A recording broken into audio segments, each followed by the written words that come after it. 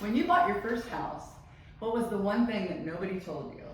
Honestly, that it was going to feel completely overwhelming right up until the moment it wasn't. Like there's this cliff of stress, and then suddenly you're handing over the keys and thinking, wait, that's it? I own a house? Yeah, it's pretty cool. I've been doing this for 33 years, and I still love that moment, but the path to get there looks very different depending on where you're starting from. And that's what we're talking about today. Yeah, I almost work exclusively with first-time home buyers, people who are done renting, ready to build something, but feel like they don't know the rules of the game yet. And I work a lot with move-up buyers, people who already own, who are growing out of their space, or ready for their forever home, and who think the process is the same as the first time around.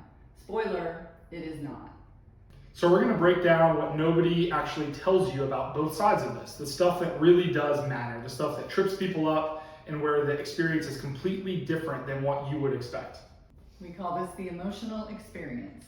Here's what nobody tells first-time homebuyers. The emotions are going to be bigger than you expect in both directions. The excitement is real, but the fear is also real. I have buyers text me at 10 p.m. asking if they made a mistake, and the offer hasn't even been accepted yet. And that's not necessarily weakness, that's just a completely normal response to making the largest financial decision of your life, probably for the first time ever. So my job isn't just to find you a house, it's to be the calm in the middle of the storm that is buying a home. That's right.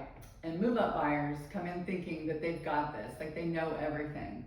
They've been through it before and they know what they're doing. And then they realize selling and buying at the same time is a completely different animal. The coordination, the timing, the contingencies, it's more complex, and the stakes feel higher because now you actually have equity on the line.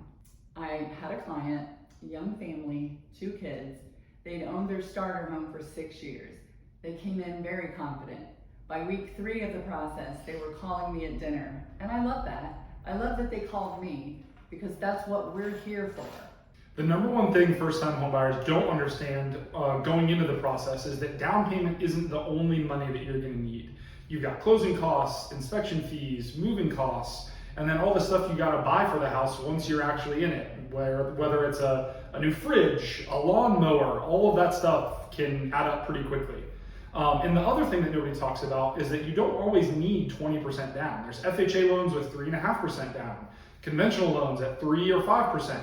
Ohio has down payment assistance programs that a lot of buyers don't know exist or what they may or may not qualify for. So with our first-time home buyers, I always walk through all of their options before we even go look at any houses. And so move-up buyers, they have equity, which is amazing, but they also have a timing problem. Do you sell first and then buy? Do you buy first and then sell? Or do you try to do both at the same time with a contingency?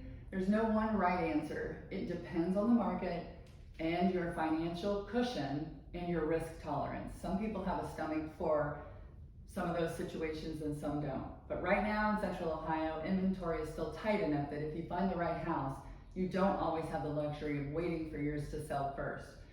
So we have a real conversation early about bridge financing, whether your current home is rent ready as a backup plan, and what your true walkaway number really is. That's the planning piece that most people skip and never think about. First-time home buyers usually start with a list of wants that doesn't necessarily match their budget. And that's okay, that's perfectly normal. Part of my job is helping them figure out the difference between what is a non-negotiable and what might be a nice to have. Because in today's market, if you're waiting for the perfect house with all the boxes checked, you're going to be waiting quite a bit of time. I also spend a lot of time on the inspection conversation up front. First-time homebuyers often want to walk away from anything that has issues, but every house has something. The question is whether it's cosmetic or structural, and really how big of a deal it truly is. So I help them think through that before we're emotionally attached to a property. And move-up buyers search differently because they're comparing to something they already have. They know what they liked and what drove them crazy about their current home. That clarity is actually really helpful, but it can also make them too selective. They've lived in a house they love, so they want the next one to feel like home immediately.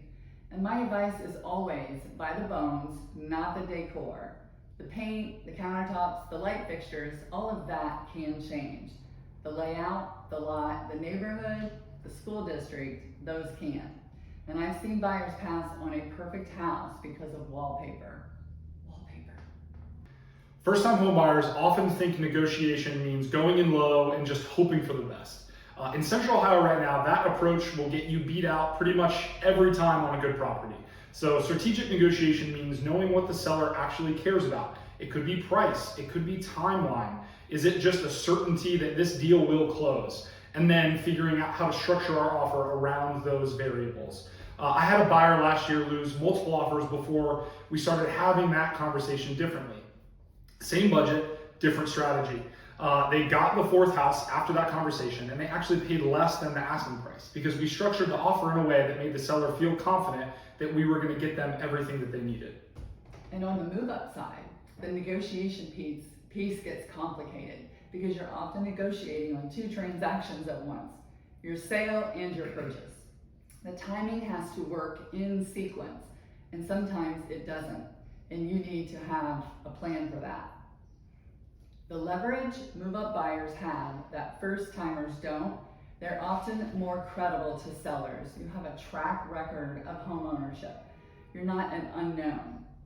And if your current home is already under contract, that's a very strong position to be in. So if you're a first-time home buyer watching this, the biggest thing I want you to take away is that you don't have to figure this out alone. The confusion you're feeling is perfectly normal. Every person who owns a home today felt that way before they bought that house. The right agent is going to walk you through all of it, and you're going to come out on the other side wondering why you were so nervous in the first place. And if you're a move-up buyer, give yourself permission to take it seriously. Just because you've done this before doesn't mean this version of it is the same, because it's not. The market is different, your situation is different, and the strategy needs to match where you are right now, not where you were 6 years ago. And if you're ready to start the conversation, whether you're buying your first home or your fifth, reach out. We would love to help you, and the links are below.